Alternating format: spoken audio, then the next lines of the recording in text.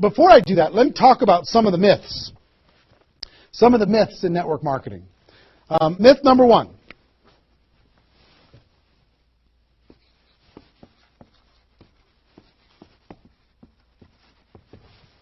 Slow and steady wins the race.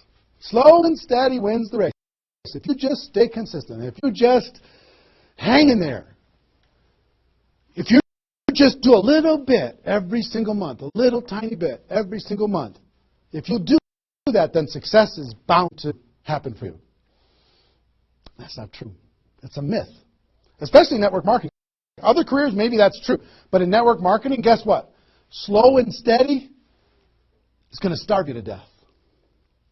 Slow and steady, you know, if you're going to cross the road and there's heavy traffic, is slow and steady to get across the road?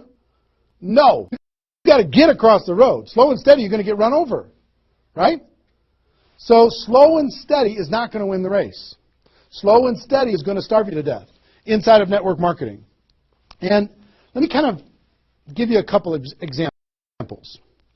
And part of this is part of what society has taught us. You know, the tortoise and the hare. You've heard the story of the tortoise and the hare. Who wins the race? Does the rabbit win the race or does the turtle win the race?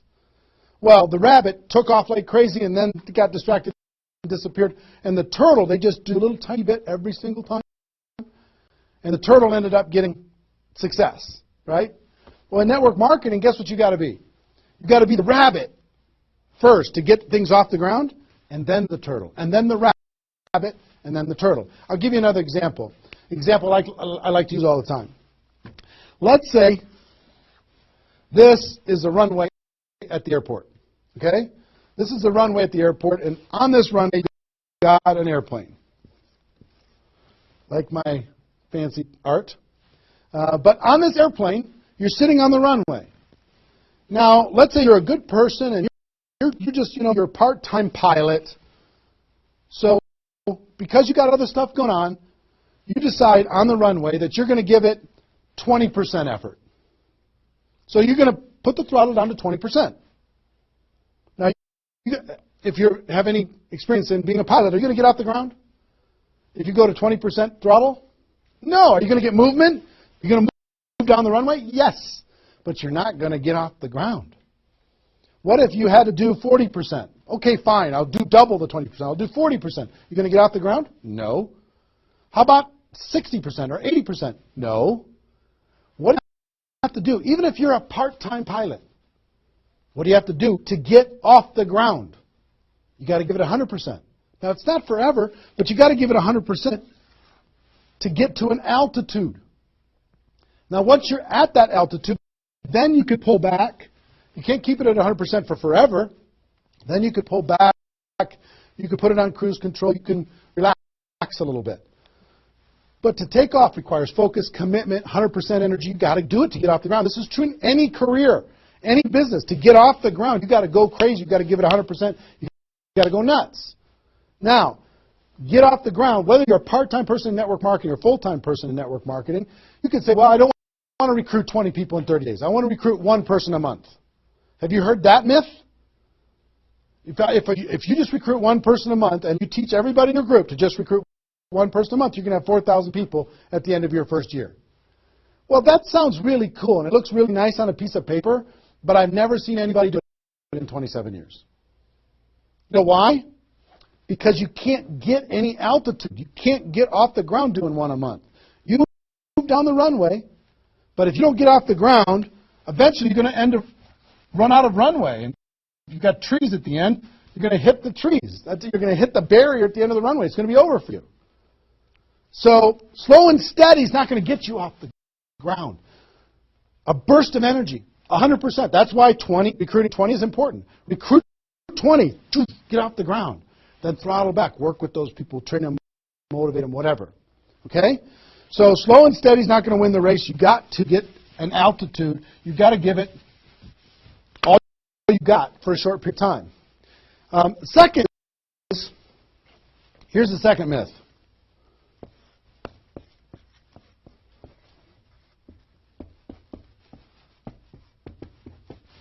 Just don't quit. If you don't quit, you're going to make all kinds of money in network marketing. Not true. It's not true. You know how many people are sitting there starving to death? They're still there. They're still in. They haven't quit. They still go to the meetings. They still use the products. They still go to the conventions.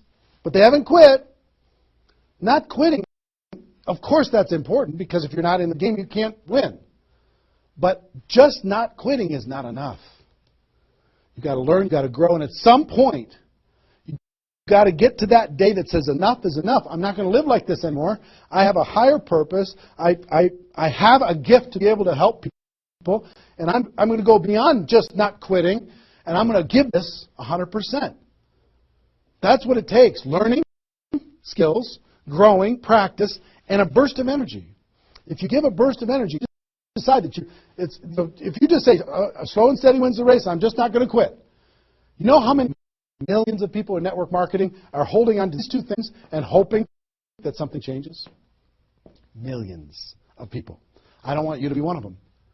Because these two myths, just these two, when people hold on to these, they think that they're bound for success. And really what they're bound for is the end of the runway. They better hope that they have a big runway. It goes for a long time. You know, maybe it's 5 years before they hit the wall and say, you know what, enough is enough. I guess I'm just not cut out for this. It's not true, though. Okay? So, understanding those two things.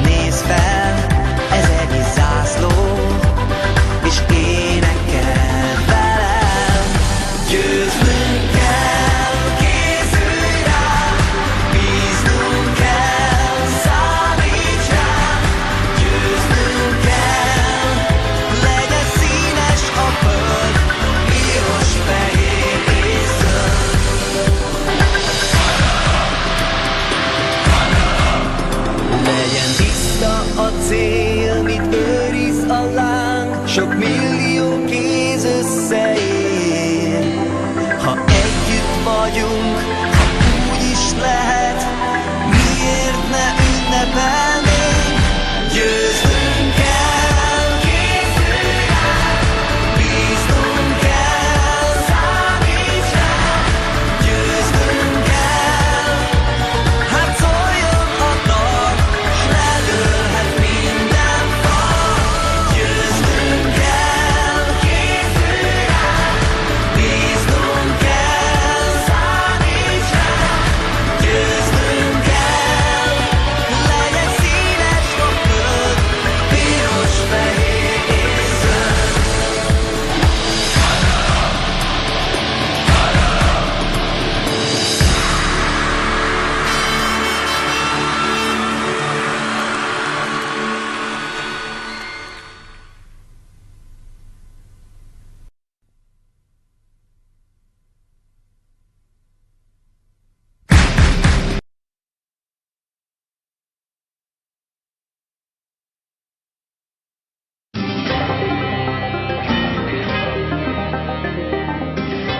Hey everybody, this is Eric Worre and welcome to NetworkMarketingPro.com. Today I want to talk about a really unknown, talked about issue in network marketing, an important issue in network marketing, and understanding the mind of your prospect. See, a lot of us have spent years running around talking about for yourself. Would you like to own your own business? Would you like to be a business person? And yet, that's not what people want at all. In fact, we were at the state fair yesterday. There's probably, I don't know, it felt like there was 500,000 people walking around. If you were to poll 100 people walking down the street and ask them, would you like to own your own business? Most people think, oh yeah, everybody wants to own their own business. But the reality is, that to most people is an extremely scary idea. They're like, nah, owning your own business sounds like responsibility, it sounds like risk, it sounds like, they hear about these stories of people going out of business, they don't want to be one of those people. A lot of people have an employee mindset, or they already have another business, so they say, well, this is going to be difficult, or they are involved in something that might, another business might be a distraction. Okay, so ask 100 people if they want to be in business for themselves, if they want to own their own business, and it's a number around 10 to 15% will say yes. That means 85 to 90% are being turned off by the language that most people use in network marketing. Be in business for yourself, but not by yourself. That language, they're being turned off by that. Instead, guess what people respond to? Cash flow. That is a leveler of the playing field. Everyone that you know is interested in more cash flow. The richest person that you know is interested in more cash flow. Every business owner that you know is interested in more cash flow. Every entrepreneur that you know is interested in more cash flow. Every employee that you know is interested in more cash flow. And what does network marketing provide? Cash flow, an ability to turn a few hours into a longer term return. The ability to bring some leadership, bring some excitement, bring some influence, and turn that into an organization where you can get a small percentage of a large number of people's efforts versus 100% of your own. So think about adding more cash flow language to everything that you say. Would you be interested in developing some more cash flow? Would some more cash flow be helpful for you in your life, regardless of what you're doing with your business? If you had extra cash flow, would your existing business be able to operate more efficiently and more effectively, and you being able to have more focus and more time? See, cash flow is king. So think about approaching people, because again, we go talk to those same 100 people. How many of those 100 people are going to be interested in cash flow? We had 10 to 15% interested in owning their own business. How many are going to be interested in more cash flow? Every single one. So when we're out marketing, thinking about prospects, using language that's going to help us open people up, think about using cash flow, because we have our broadest audience versus a tiny little sliver. So cash flow, number one, get them to take a look at what we have in terms of cash flow. Then they can look at it eventually as a business, and then hopefully they decide to become a network marketing professional and turn it into a career. All right? Little distinctions get me super excited. This little distinction can help you with your business in dramatic ways, especially if you get it working everywhere in your culture. But that's our show, ladies and gentlemen. My wish for you. So you decide to become a network marketing professional, you decide to go pro, because it is a stone cold fact that we have a better way. Now let's go tell the world. Everybody have a great day, and I'll see you tomorrow. Take care. Bye-bye.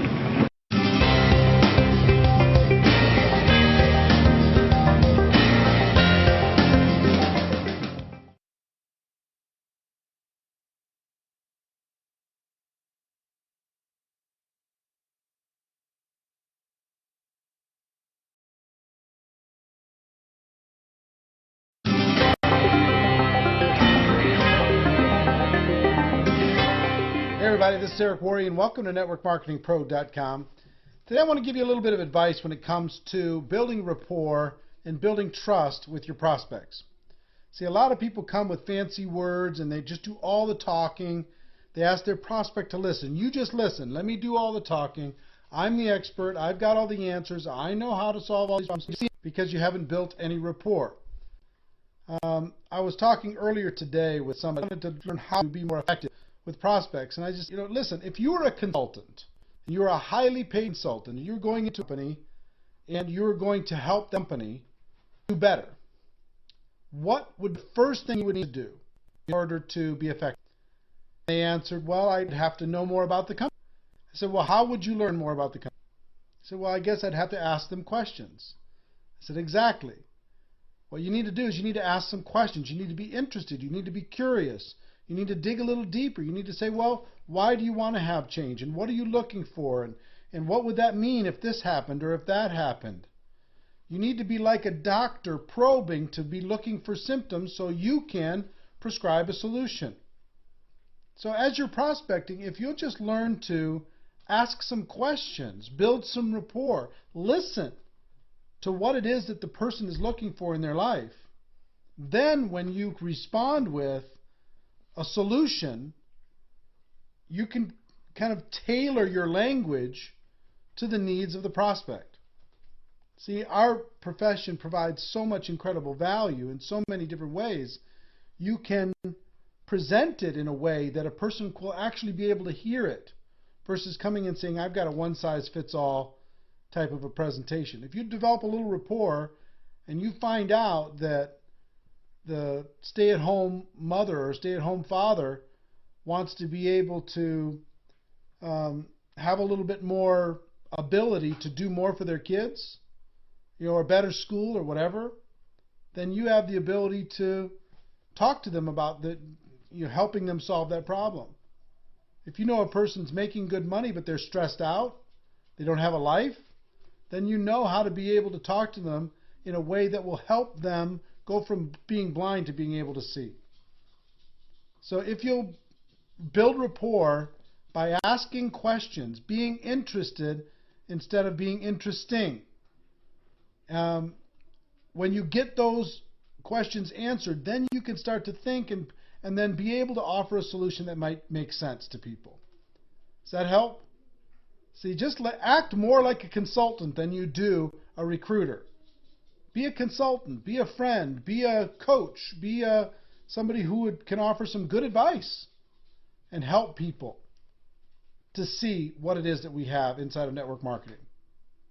That's our show for today. I hope you got value from it. And ladies and gentlemen, my wish for you is that you decide to become a network marketing professional.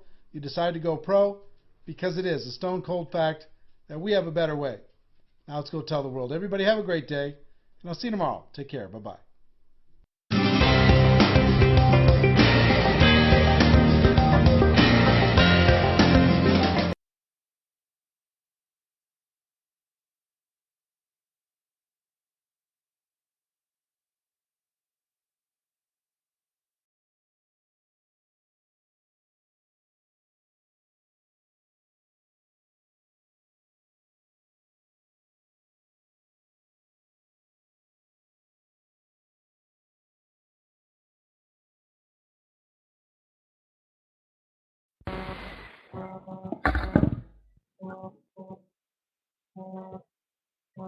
Kívánok, tisztelettel köszöntök mindenkit, az én nevem Bodó Barnabás. Minden reggel beülünk ide a webkonferencia terembe, és elindítjuk a munkatársainkkal a napot. Kaphatnék egy visszajelzést? Köszönöm szépen, megvan. Jó. És általánosságban hírekkel, információkkal jövünk, beszélünk arról, mi történt a napokban, milyen stratégiával dolgozunk, illetve milyen aktualitások vannak, és hát utána 9 óra környékén pedig, amikor végzünk, akkor elindulunk dolgozni. És Robert szokta ezt mondani, ezt az utolsó mondatot ne felejtse el senki, ez lesz benne a lényeg.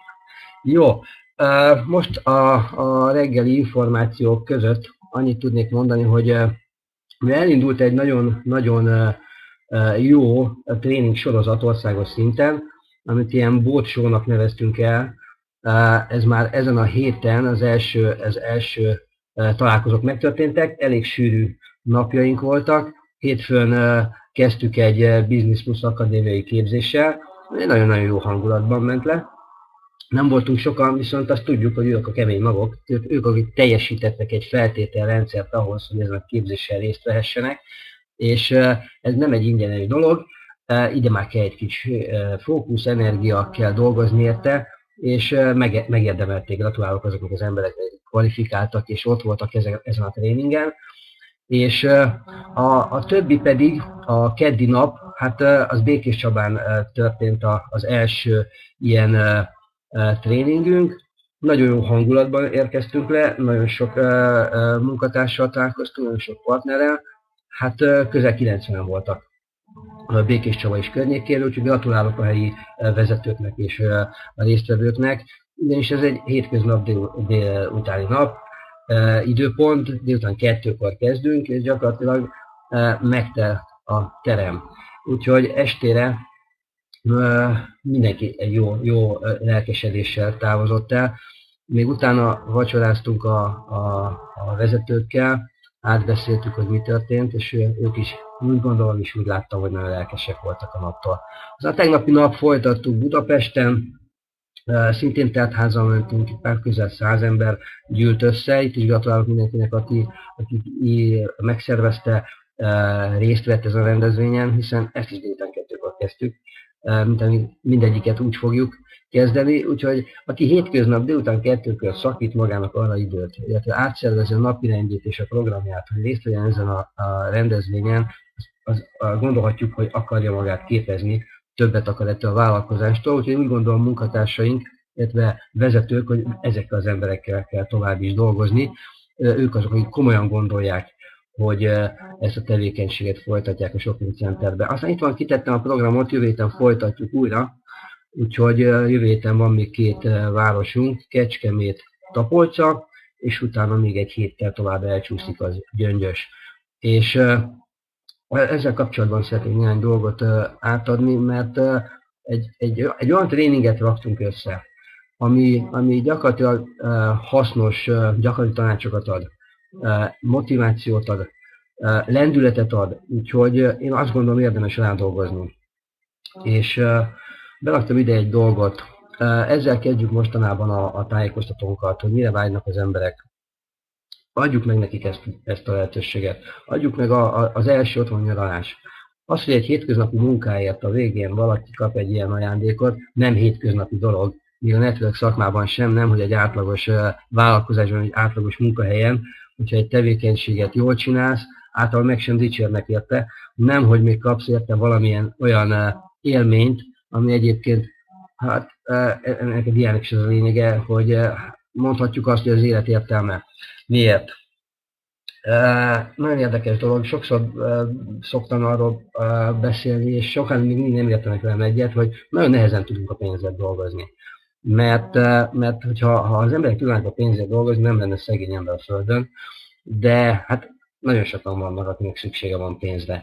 Úgyhogy amikor azon gondolkozom, meg mindig azon jár az eszembe, sok-sok embernek, hogy mi is az élet értelme, és vajon mi lett az élet értéke, akkor nekem abszolút az áll össze mindig a végeredményképpen, hogy az élmények mennyisége. Tehát, ha valaki visszanézi az eddigi életét, milyen minőségű és mennyi élményben volt része, gyakorlatilag, hogy ha ez lenne a mérce, akkor az átlag embernek elég kevés lenne a mérleg első felében. Jó, nem nagyon billenne meg, hiszen egyéb más dolgokért próbálnak harcolni, dolgozni, megszerezni, holott az egész, a legértékesebb az egész életben az élmények, és azoknak a mennyisége, ráadásul nem csak a saját élményeit, hogy például te, a saját családodnak, környezetednek, te mennyi és milyen minőségű élményeket tudsz biztosítani.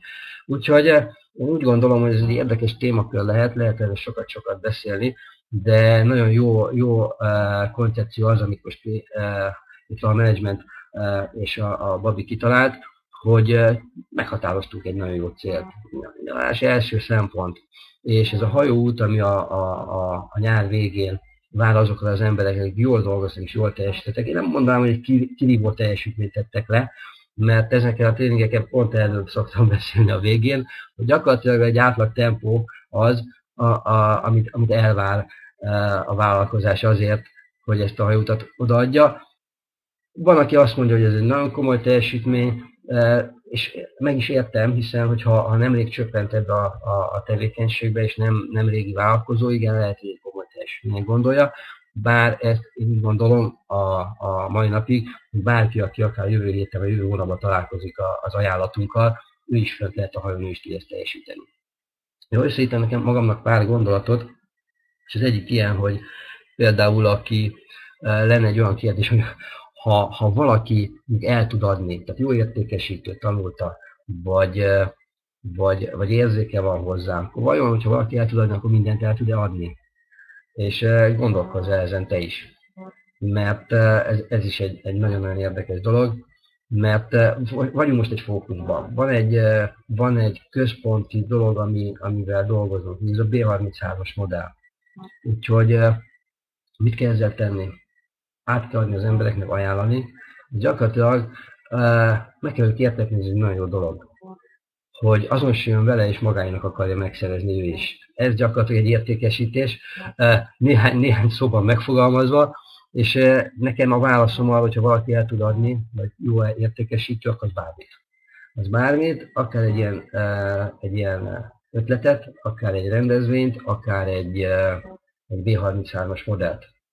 Úgyhogy amit ehhez hozzáfűznék, van egy diám, amit mindjárt meg fogok keresni, ami szerintem nagyon illik ebbe a képbe. Egy pillanat és mindjárt ott vagyok. Ez lesz szerintem, ez lesz, igen. Itt derül ki az, hogy mennyire tudja majd ő később ezt a feladatot teljesíteni, ugye, hogy ezt a 15 darab nagy modellt a teljes csoportjában meg tudja csinálni 3 hónap alatt. Hát itt, ha ő ezt tudja, ezt a néhány pontot, ezzel tisztában van, akkor valószínűleg teljesen tudja. Nem 3 hónap alatt, hanem ez az első hónapja, maximum második hónapjában egy induló munkatársunk. De hát a lényeg az, hogy mi múlik. Hogy teljesíti valaki ezt a hajóutat vagy sem. Teljesíti ezt a kihívást vagy sem. Én még mindig azt mondom, hogy a gondolkodásán fog múlni. Hogy ő mennyire bizonyos ebben a vállalkozásban, mennyire bizonyos a cégben, mennyire bizonyos abban, hogy ez a foglalónak a mennyisége, a 28 darab foglaló elhelyezése, Business 33-as modell, hogy ő ebben mennyire bizonyos, hogy ez mennyire értékes dolog, mennyire jó dolgot ad az embereknek. Tehát ezek azok a bizonyosságok, ami fejben dől el, és azt fogja eldönteni, hogy valaki teljesíteni tudja ezt a dolgot, vagy sem. Mert ha ebben még bizonytalan, kétségei vannak, valószínűleg nem tudja olyan hittel erővel átadni ezt az információt az ismertség körének. Haszonból, meg azért, hogy ott legyen, nem működik ez a dolog. Jó? Tehát bárki, aki új munkatárs és elindul ezzel a vállalkozással, még hogyha több napba telik is, talán hetekben, akkor is megéri ezt a dolgot tisztába tenni, kutakodni, utána menni, utána járni, bizonyosságot szerezni, mind a két dologban, a cégben és abban a termékben, amivel foglalkozunk a foglalóban. Mert hogyha ebben a bizonyosság megvan, onnantól fogva már csak hetek kérdés, hogy teljesítse ezt a feladatot, úgyhogy nem lesz nagy probléma. Jó, aki el tud adni, mindent el tud adni. Miért? Mert emberekkel dolgozunk. Minden embernek egyébként megvan az a pontja, amire rá lehet helyezni azt a éppen eladni kíván dolgot. De furcsán fogalmaztam most ezt. Én ezt piackutatásnak hívom, vagy nyitásnak hívom, vagy igények felmérése, hogy nekünk bent van a 10 alappontban, az alaplépésekben. Hogyha valaki jól fel tudja térképezni egy ember igényeit, akkor úgy gondolom, hogy akkor megtalálja azt a fő igényt, amire rá tudja ezt helyezni. Ezért van az, hogy egy értékesítő gyakorlatilag mindent el tud adni. Mert nem a termék szempontjából közelíti meg az embert, hanem a szükséglet szempontjából, hogy annak az illetőnek, akivel szemben ő ül, van erre igénye, szükségletek felmérése, ez a pontos meghatározás. Ha valaki ezt jól csinálja, akkor gyakorlatilag működik. De ehhez, hogy ha valaki tudja is, meg rutinos, meg tapasztalt, akkor is kell a bizonyosság. Akkor is kell a bizonyosság, hogy a cégben 100%-ban bizonyos vagyok, hogy ez egy ragyogó ötlet, remek dolog, hosszú távon fog működni. És bizonyos vagyok abban is, hogy nagyon jó dolgot ajánlok az embereknek, amikor jó helyre teszi el az idejét, pénzét, energiáját, amikor egy Business 30 modellről beszélünk. Jó? Úgyhogy ezt nagyon szerettem volna egy picit kibontani. Akkor a következő gyakorlati dolog, itt is keresek egy diát, azonnal meg fogom találni szerintem. Föltettem egy olyan táblázatot, ami én úgy gondolom, hogy nagyon-nagyon fontos. Hoppá! Föltettem, csak valamiért nem akarja behozni. Oké, ha nem fogjuk látni, akkor is el fogom mondani, hogy mi ez, miről van szó. Mert itt lett volna az a dia, de valamilyen nem mutatja ki. Na mindegy. Szóval az a lényeg, hogy itt vannak a következők, melyek az elejére. Itt vannak a következő rendezvények időpontjai. És a helyi városokban ugye összegyűjtjük most az új munkatársakat, meg a régieket, hogy részt vegyünk ezeken a rendezvényeken. De ez egy nagyon jó alkalom arra, hogy azokat az embereket is oda vigyük, akik még nem is tudnak az escímekről. Tehát most kellene egy olyan munkát megtervezni, hogy nem is, tehát munkára tervezni a következő hetet. Mert a következőig még van, jövő hét keddig van egy csomó idő. Meg kell tervezni azt egyénileg, csoportonként, hogy hány embert szeretnénk új munkatársat, jelöltet odavinni, nem a régiek közül, erre mondjuk a Kecskemétire, aztán a Tapolc és a Gyöngyösire. Jó, egy jó munkatervet kellene ehhez leszervezni, és abszolút munkára tervezni. Mire gondolok itt? A napi tájékoztatók számát kellene megtervezni előre, mert abból szépen ki fog jönni, hogy hány új jelölt fog részt venni ezeken a rendezvényeken. Mire gondolok? Van nekünk az a táblázat, amit meg akartam mutatni, ez a heti kontrolllap. És a heti kontrollapban az van, hogy hétfőket, szerdát, péntek is megvan a óra reggel 8-tól este 9-10 óráig, de van egy táblázatba téve a napok, és akkor vannak mellette olyan dolgok leírva, hogy hány telefonálást csináltam, annak milyen eredménye volt, hány tájékoztatót tartottam, annak milyen eredménye volt, mennyi forgalom jött be aznap, tehát napi szintre van lebontva. Na most, hogyha ebből valaki nem csak kontrolllapnak használja, hanem tervezői lapnak is használja, az azért lesz nagyon jó, mert előre be lehet írni, be lehet tervezni, akár jövő hét Kecskemétig, hogy én hány telefonálást akarok elindítani, hány találkozót akarok megtartani, és ezt csoport szinten szépen le lehet beszélni a munkatársakkal is, akinek már van. Akinek még nincs, az meg sajátját meg tudja ezzel a heti tervezővel tervezni, és utána pedig kőkeményen betartja. Tehát, ha valaki így első gondolatból megtervez valamit, mindig az igazi. Utána, ha jönnek az ellengondolatok, az már csak azért van, mert sajnos így működünk, de hogyha ez megvan rendesen tervezve, hogy hány telefonhívást akarok elindítani, abból hány találkozó fog létrejönni, és statisztikailag kérdezze meg mindenki a tapasztaltabb felsővezetőjét, hogy nagyjából neki ez hogy van, és akkor azt meg kell még duplázni, mert egy tapasztalatlanabb munkatárs azért nem olyan eredményekkel dolgozik. Jó? És mivel van egy célunk, van egy közös fókusz, egy közös üzleti tervünk, érdemes most már egy picit keményebben dolgozni ezzel. Ha rendben van a bizonyosság mindkét részről, akkor jöhet egy úgynevezett kemény eladás. Jó? A kemény eladás azt jelenti, hogy én is áthiszem azt, amit akarok. Ha én bizonyos vagyok abban, hogy jó dolgot adok az embereknek, akkor azt meg kell tudni csinálni. Lehet egy kicsit keményebbnek lenni a piacon, egyáltalán nem ártó dolog ez. Gyakorlatilag itt is felírtam magamnak néhány dolgot. Ha tudod, és tisztán látod az igazságot, akkor írd el, nincs ez semmi gond. Jó? Tehát nagyon keményen, nagyon erősen. Jó? És nem kell elnézőnek lenni senkivel. Tehát lesznek más cégek, akik holnap megkeresik a jelöltedet, el fognak tőle hozni komoly mennyiségű pénzt, ez biztos. Tehát innentől fogva kemény eladás, nem nézel el senkinek semmit, odamész, bemész, felméred az igényeid, és egyszerűen áttolod azt, amit akarsz. Áttolod azt, amiért mentél, és a végén elhozod az eredményét. Jó? Úgyhogy a végét soha ne felejtsd el, mert amikor dolgozol fél órát, egy órát, másfelet, tárgyalsz, megcsinálod, megmutatod, átvitted, érti, a vége mi? A vége mindig az, hogy jó, hogyan akarsz indulni, mennyi pénzt szánsz erre rá, egyetértesz a D33-as modellel, és elindulsz vele most. Jó? Tehát a végét azt teljesen meg kell oldani, tehát a kemény eladás az az, hogy kőkeményen végigviszed egy gondolatsort, és kőkeményen végigviszed a tárgyalást, és nem nézel el semmit, semmilyen véleményt, semmilyen kifogást, hogy úgy mondjam, tudjátok, hogy ebből mennyi van, tudjátok, hogy ez mindenkinek van, de amikor ilyen határidőre dolgozunk, amikor ilyen céljaink és terveink vannak, ilyenkor egy ilyen stratégia ez teljesen megfelelő, úgyhogy üljetek le a csoporttagokkal, beszéltek ezt meg, ki az, aki egyetért ezzel, ki az, aki nem, és lehet csinálni egy nagyon komoly tervezést, jó? A kontrollapok azok megvannak minden csoportban, ezt használjuk egyébként, meg használtuk régebben is. Ez az egyéni kontrollap, nem pedig az a havi tervező, a havi konzultációs lapról van szó, hanem a hetiről. Úgyhogy ezt mindenki kérje el a vezetőitől, és akkor ezt próbáltok ki. Már a mai naptól csináltok egy jó tervet, és nagyon keményen álltok hozzá a munkához, nem szabad elnézőnek lenni senkire. Jó?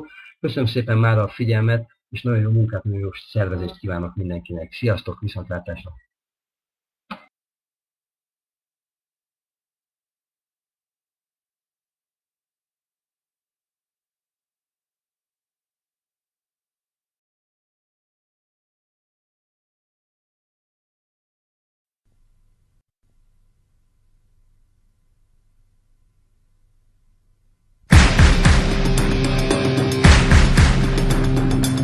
Éltem gyermekfejjel, s mindig abban hittem, hogy eljön majd a nagy nap, és én ott leszek az olimpián. Nem kell többé várnom, végre eljött az álmom. Nézd fel, mennyi zászló, és énekel velem, győznünk kell.